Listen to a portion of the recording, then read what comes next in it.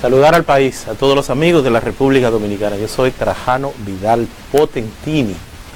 y en este día, pues, desde esta plataforma digital, WTV, una plataforma que reúne pues ya unos 600.000 seguidores, casi 600.000 seguidores, que definitivamente pues son los que le darán seguimiento, los que compartirían con nosotros las opiniones que vamos a dar. Opiniones de un tema que es conveniente reiteradamente analizarlo. Estamos hablando de la ley de lavado de activos de la República Dominicana, la nueva ley de lavado de activos, ley 155-17, una ley nueva, apenas del mes de mayo,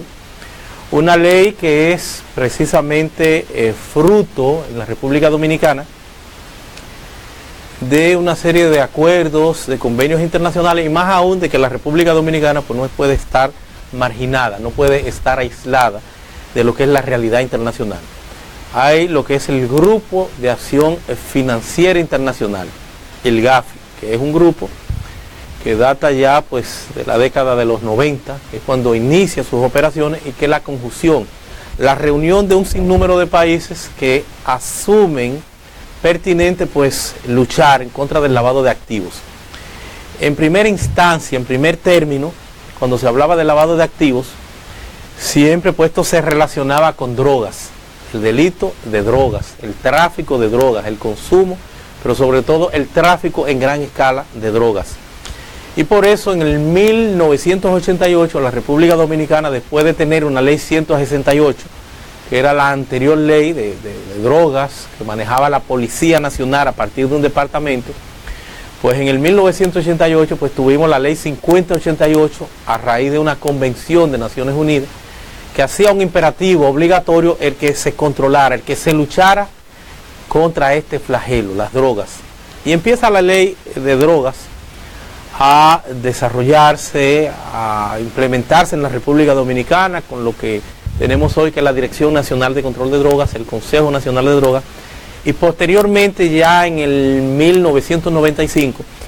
se incorpora, se modifica, precisamente a partir de ese seguimiento de este grupo de acción financiera, pero más que el grupo, porque apenas empezaba a desarrollarse de, ¿por qué no?, de la creciente o latente realidad de que para combatir el narcotráfico, ya no iban al narcotráfico, sino que estaban pensando en considerar el daño que le estaban haciendo esos dineros a la economía, sobre todo a la economía formal, a la economía legal, legítima, y deciden entonces perseguir el dinero producto del narcotráfico. Una especie de alternativa para lograr apartar, quitarle esos beneficios a las drogas, porque ese lavado de activos daba como resultado que ese dinero sucio entraba a la economía, se iba lavando, y ya habían técnicos, expertos, lavadores en todo el mundo que vivían de esto y que sacaban grandes beneficios. Es ahí entonces que surge la necesidad de contemplar en aquel entonces ya lo que sería para esa ocasión una modificación, la ley 17-95 a la ley 5088 del 1995, incorpora en la República Dominicana lo que era entonces el lavado de activos, pero única y exclusivamente para infracciones relacionadas con las drogas. Pero sigue el Grupo de Acción Financiera, ese esquema multilateral que conjuga, que integra muchos países del mundo, sigue en sus aprestos, sigue dándole seguimiento a toda esta temática y asimila o entiende que ellos deben entonces avanzar, no solamente al lavado de activos proveniente de el narcotráfico, de las drogas, sino también incorporar, integrar otras actividades, otros delitos que ellos consideran graves y que venían también verificando que lo mismo también trastocaban la economía en los diferentes escenarios, y más aún en la creciente globalización que se estaba dando. La necesidad de compartir en el ámbito de la cooperación internacional, conocimiento, colaboración para luchar de manera más efectiva y más eficiente todo lo relativo al tema ya de la delincuencia organizada en todos los escenarios y en todos los niveles. Entonces el GAFI, el Grupo de Acción Financiera, del cual República Dominicana es parte, pues hace unas 40 recomendaciones para que se vayan integrando, incorporando a las legislaciones nacionales, y esas 40 recomendaciones posteriormente, cuando sigue al finales del 90, en el 2000, el 2001 básicamente, con el tema de las Torres Gemelas, ese acto terrorismo que marcó el mundo en Nueva York, pues trae consigo que también se considerara amplificar esas recomendaciones e integrar allí también lo que era el terrorismo. Entonces ya no solamente las 40 recomendaciones, sino que asignan 9 recomendaciones más para totalizar 49 recomendaciones. Y vienen entonces dando un seguimiento puntual para integrar, para concretar lo que es ese abanico de disposiciones orientadas, ¿verdad?, de manera uniforme a combatir el tema del narcotráfico, del lavado de activos en las diferentes ya vertientes. Y entonces surge en la República Dominicana, producto de esa obligación internacional, la ley de lavado de activos y otras infracciones graves, que era la ley 7202 del año 2002. Una ley que estuvo en vigencia apenas hasta el año pasado, hasta mediados del año pasado, porque fue precisamente remozada, derogada, cambiada por la 155-17, o sea, la 155 del 2017. Esa ley de lavado de activos que ya hacía acopio de una cantidad superior de las recomendaciones que había planteado el GAFI, el Grupo de Acción Financiera, y otras prácticas, y por qué no también el desarrollo, la cooperación y la colaboración internacional, de aspectos de temas que entendían debían también integrar en su momento. Esta ley, pues ya ustedes recordarán que ya no solamente la 7202 de lavado de activos, ya no solamente se supeditaba, recuerdan ustedes el tema de los banqueros, el tema de Baninter y otros temas más de infracciones graves, en donde ya se incorporaba el lavado de activos ya para otras infracciones graves, puntuales, muy puntuales, pero todavía como que se manejaba o seguía esta pues trabajándose en el ámbito casi exclusivo del tema de las drogas, del narcotráfico, porque era el flagelo número uno, la pandemia, el delito que a su vez pues servía para generar un sinnúmero de delitos más. Es hoy por hoy el epicentro del gran cúmulo de la criminalidad que nos tiene hoy apalastrado, arrodillado como país. El tema del narcotráfico, el consumo, la secuela, y por eso pues seguía todavía hegemónicamente ese aspecto, gravitando en el orden del lavado de activos. Pero ya las últimas recomendaciones del GAFI, que son las que dan lugar, señores, las que dan lugar a todo esta revolución, este avispero que ha despertado ya esta ley 155-17, donde se habla y son las reflexiones que nosotros hacemos de si es una ley del lavado de activos, si es una especie de reforma fiscal, si es una ley penal o es una ley de lucha contra el crimen organizado, porque ya rompe los esquemas. Ya la misma vino evolucionando, vino concretándose, y ya en la actualidad pues ya no se supedita a lavado de activos o infracciones graves. Ya atraviesa transversalmente casi todo el Código Penal. Ya tiene que ver hoy con todas las infracciones. Ya casi todas las infracciones dan espacio, dan lugar a lavado de activos. Ustedes quieren saber cuál sería la diferencia en una infracción penal para que se considere o no que es conducente al lavado de activos, porque el lavado de activos es precisamente fruto de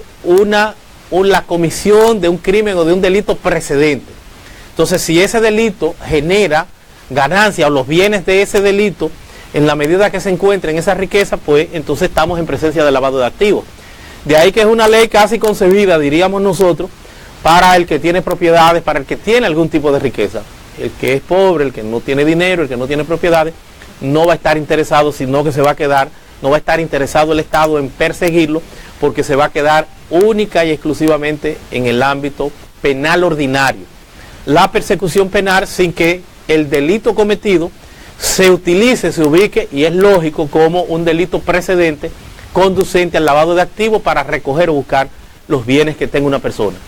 O sea que el que será pasible de ser perseguido por lavado de activos serán aquellas personas que precisamente tengan, señores, bienes inmuebles, activos en cualquier orden o en cualquier sentido. Saludar a Héctor Mejía, que está pues sintonizando, no Estela Padilla, que está desde New Jersey también en sintonía con este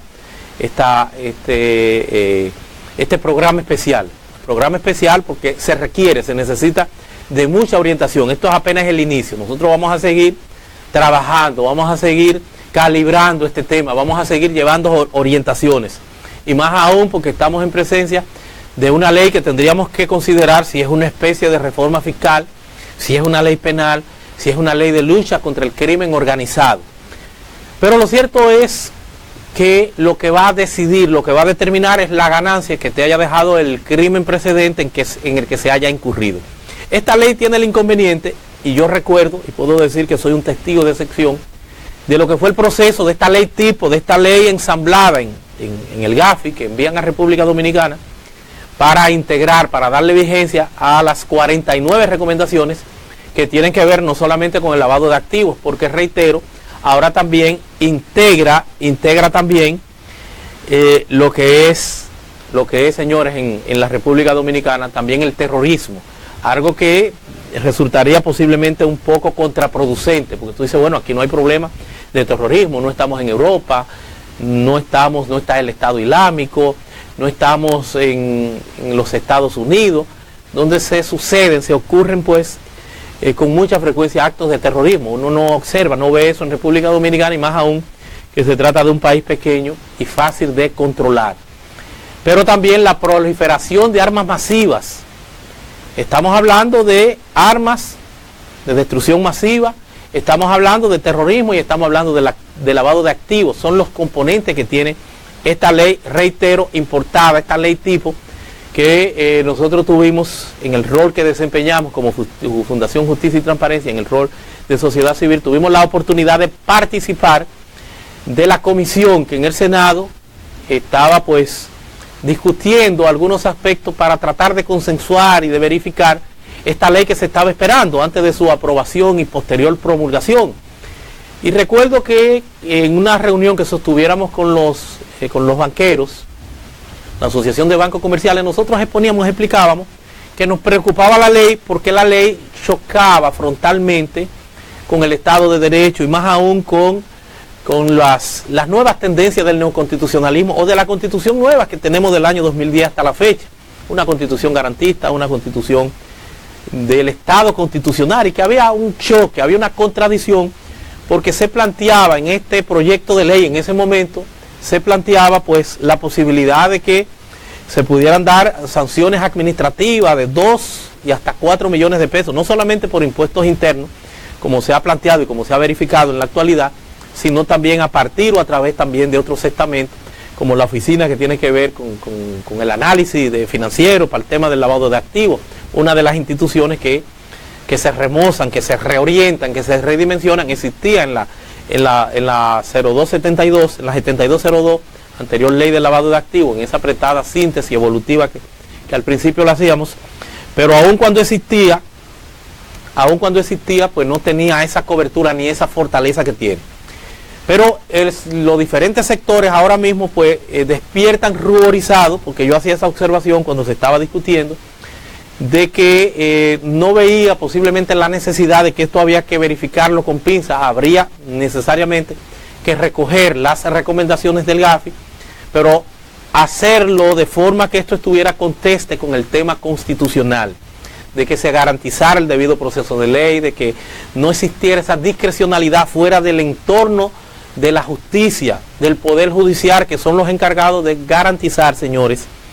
ese, ¿por qué no, valga la redundancia, ese garantismo, ese debido proceso de ley, esos derechos fundamentales y constitucionales que le atañen a todos los seres humanos? ¿Por qué no solamente esos derechos, sino más aún también esa verdad interina que se llama presunción de inocencia, que con esta ley parecería que desaparece? Yo tengo, por ejemplo, en la actualidad, y soy un testigo de excepción de todo este proceso, y es importante que así sea, porque esto me permite pues hablar con mayor propiedad, un caso de lavado de activos, y veo que quienes están imputados en ese caso de lavado de activos, que no tiene que ver con drogas, porque ya reitero, todo el lavado de activos lo que va a definir de que te integren, aunque sea bajo la modalidad de lavado de activos, a que tenga bienes o no lo tenga, producto de la actividad que se estima o se entiende que tú has incurrido o donde tú has obtenido esos dineros. Pues ya si se quiere desaparece la presunción de inocencia, porque al que lo imputan inmediatamente lanzan o mandan una alerta a todos los sujetos obligados, a todos los sujetos financieros o las entidades financieras, en donde tú no puedes ir ni siquiera a cambiar $100 porque casi te llaman la policía, porque hay una coletilla donde te relacionan no solamente como lavador de activos, sino además también como terrorista y con una persona potencialmente con el tema de armas de destrucción masiva, porque son todos los componentes que maneja esta ley. Pero es una ley que permite hacer una incautación casi masiva, sin que se medie, sin que se verifique, desde cuando se te está imputando la posibilidad de lavado de activos, aún los bienes pues sean con anterioridad. Todos lo recogen porque dicen, bueno, nosotros no somos jueces en el momento, eso que lo determina un juez. Pero los jueces están también aterrorizados. No hay independencia judicial y no puede haberla porque hemos dicho que es un poder cenicienta, es un poder que lo que están es verificando, pensando en mantenerse en la carrera, en los sueldos, en el estatus que le brinda todo esto. Porque es un poder que no puede tener independencia porque tiene tiene en este caso un presupuesto mísero que apenas le alcanza para desarrollarse y para poder hablar de independencia. Por eso nosotros planteamos una fórmula para que el Poder Judicial pues, pudiera autogestionar sus propios recursos. Pero no me voy a disgregar, no me voy a salir del tema. Lo cierto es que habrá que seguir considerando, hablando, orientando sobre esta ley. Nosotros vamos a dar próximamente como Fundación Justicia y Transparencia una serie de seminarios especializados sobre el particular. Vamos a estar orientando porque todo esto hay que conocerlo. Hay que conocerlo para poder pues observar las disposiciones de toda esta legislación y por qué no trabajar en lo que será necesariamente la concientización también de los operadores, los propios fiscales, para que no se abuse de estas sobrefacultades que hay, de estas facultades que tiene también impuestos internos, facultades que por demás desbordan sus posibilidades. Ya impuestos internos hoy por hoy no es solamente, señores, esa maquinaria del tema impositivo, de la recolección de los impuestos, no, ya es un supervisor para con los sujetos obligados de esta ley, un supervisor con la capacidad incluso al margen del componente tributario, por la inobservancia de algunas pautas, algunos temas que puedan imponer incluso impuestos internos, señores, multas de 2 millones hasta 4 millones de pesos. Imagínense ustedes estos sujetos obligados, unos que son financieros, otros que no son financieros. Los que son financieros, ahí nos vamos a encontrar con los denominados llamados sujetos financieros, están las entidades financieras, los bancos comerciales y demás, pero hay otros que son no financieros, que no se corresponden con el esquema de los bancos y las financieras y demás, y las casas de cambio, esos son financieros, en donde estamos los abogados, en donde están los contadores, en donde están los abogados notarios, en donde están los ingenieros, los constructores, los que manejan casas de empeño, los que venden joyas, prácticamente yo diría que casi todo el mundo. Sujetos obligados que tienen entonces que rendir cuentas, que tienen que mantener un registro por 10 años de todas sus actividades, que tienen que llenar un sinnúmero de pautas, en donde ya no se puede, si se va a comprar un carro, si excede los 500,000 pesos, tienen que depositar, tienen que en este caso informarle a impuestos internos. Si van a comprar una prenda y pasa de 450,000 pesos, también tienen que informarlo. Si van en un casino, en apuesta, en boleto y pasa de 250,000 pesos, también tienen que informarlo. Si más de $15,000 en efectivo o su equivalente, también hay que informarlo y llenar un registro y asimilar eso como una actividad sospechosa. Si se trata de compra de armas, pues también esto entra dentro de ese ámbito. O sea, es un sinnúmero de sujetos no financieros que son sujetos obligados en este componente que tendrán que hilar muy fino porque son pasibles de ser perseguidos, de ser condenados por el tema de lavado de activos. Entonces tú dices, bueno, es importante que se configure pues una legislación que sirva para prever pues muchas de estos delitos,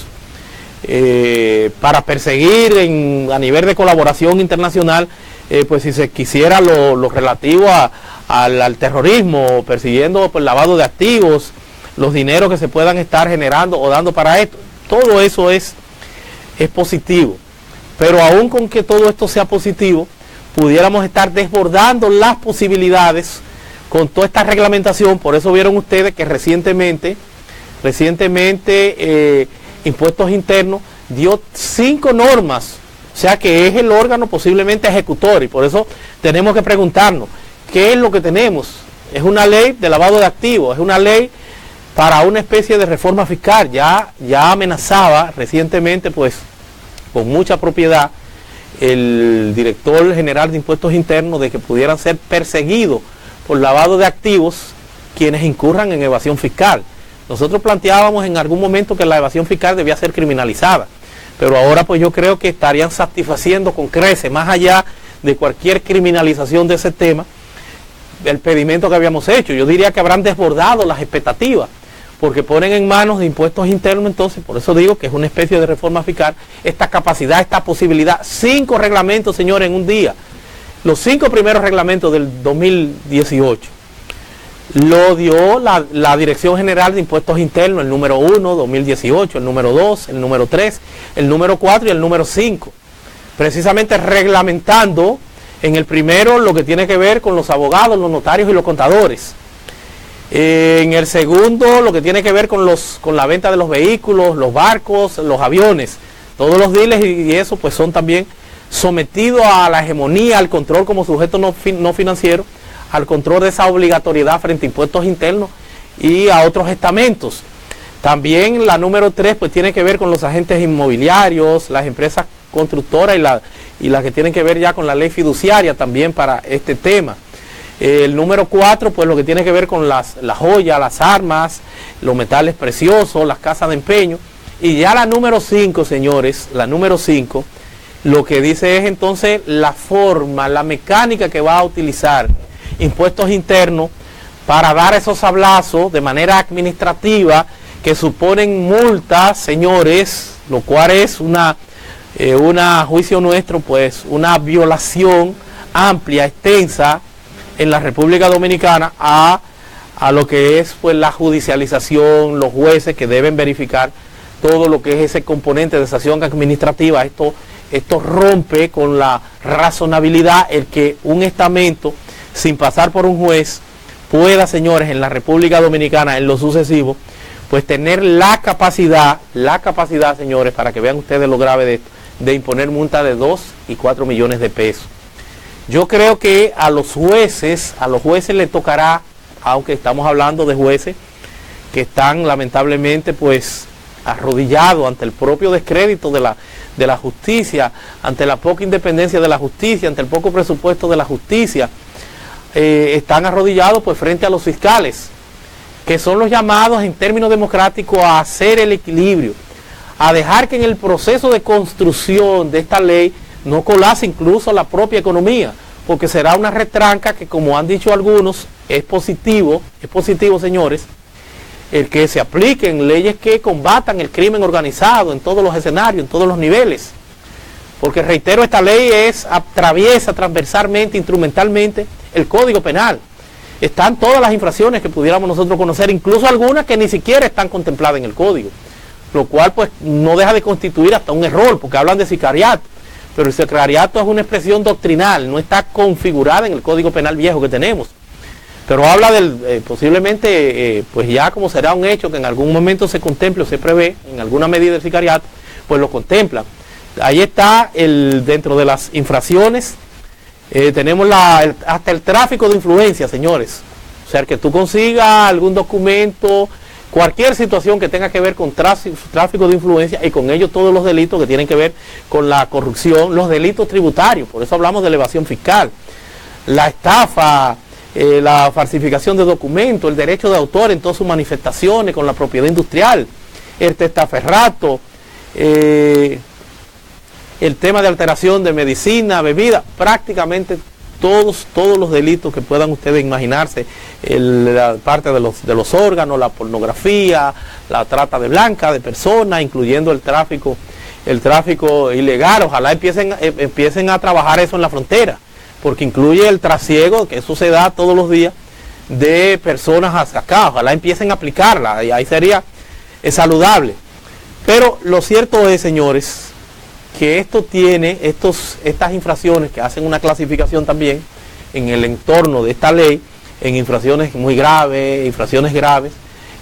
leves, una prescripción de 5, 3 y 1 año. Y reitero, el órgano casi rector, aun cuando hay en el tema de la persecución, ya la persecución penal, hay pues la Fiscalía especializada en lavado de activos, es la que se encarga de dar este seguimiento y la unidad también de análisis financiero, pero también ya en el componente tributario, pues con una gran hegemonía, y por eso digo que es una especie de reforma fiscal lo que se estaría dando con esto, pues está también la Dirección General de Impuestos Internos, señores. Tiene, reitero, la capacidad de imponer estas sanciones administrativas. Le dan 15 días a la persona, le notifican para que en esos 15 días pues se defiendan. Después de esos 15 días pues tendrían eventualmente 30 días para irse al Tribunal Superior Administrativo, que es un tribunal acéfalo mínimo, es un tribunal disminuido porque ni siquiera se han completado los tribunales administrativos de primera instancia, que es un mandato constitucional. Entonces mandarían a las personas a una especie de cámara de gas que no tiene cómo asumir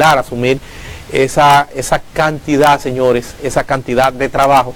que supondría pues esta hegemonía, esta capacidad que tiene hoy por hoy Impuestos Internos. Yo he dicho, y lo han dicho algunos comerciantes, y por eso creo que esto hay que trabajarlo, yo diría que con mucho equilibrio, hay que tratar de que haya una construcción rápida, de que se actúe, en este caso los fiscales y demás integrantes, que manejen estas grandes responsabilidades, este poderío que tienen, que pueden descomisar, que pueden llevarse todo sin juicio, que los jueces pues están atemorizados porque es un componente que se le da seguimiento a nivel internacional, que vienen a hacer evaluaciones, la gente del GAFI, hay ese terror, ese temor, esos jueces que están llamados a hacer ese equilibrio. Yo lo que espero que haya la sensatez de que tanto ministerio